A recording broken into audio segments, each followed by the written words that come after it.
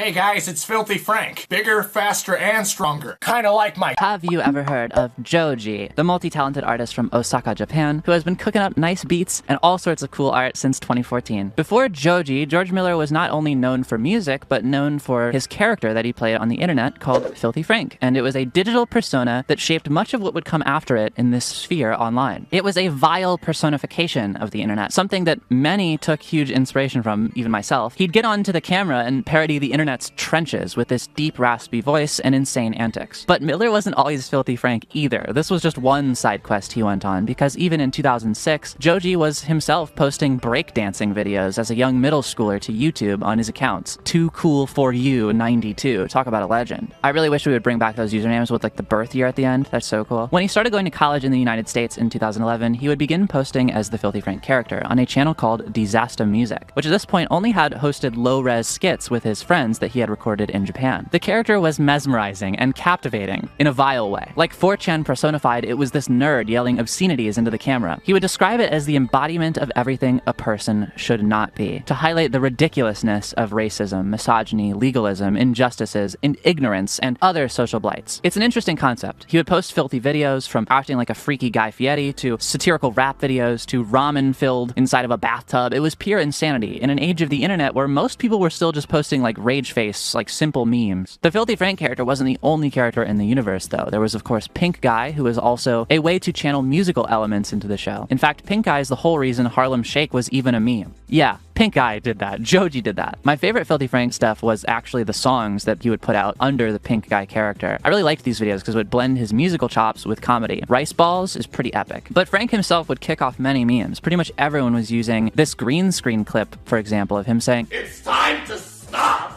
Before long, though, Joji would grow to pursue music instead of Filthy Frank and separate it from the Filthy Frank character, putting out a final video in 2017 alongside a book called Francis of the Filth, a book all about the lore of the many characters in the universe. Miller would often comment about how music was actually always his first love, and the internet character only came later. In an interview with Complex in 2017, he said, "I just love making music and doing nasty shit, so I combined the two. I thought that was the best way to get my music out there, was through a character that's kind of zany and wacky." Well, it worked. He made a few statements in 2017 announcing his departure from the character and went all in on his music, and he exploded in popularity very quickly. In 2018, hundreds of millions of views would hit music videos like Slow Dancing, which is a banger. He's released 3 albums, Ballads 1 in 2018, Nectar in 2020, and Smithereens in 2022. The dude's cracked, and the music's pretty good. Today, you can find him as Sushi Trash on social media, and obviously Joji on any streaming service, but he still has some skin in the meme game. Ever heard of Dracula Flow? Yeah, maybe it's time for you, the viewer, to do some more research. Peace out, Joji heads. Shout out to the GOAT.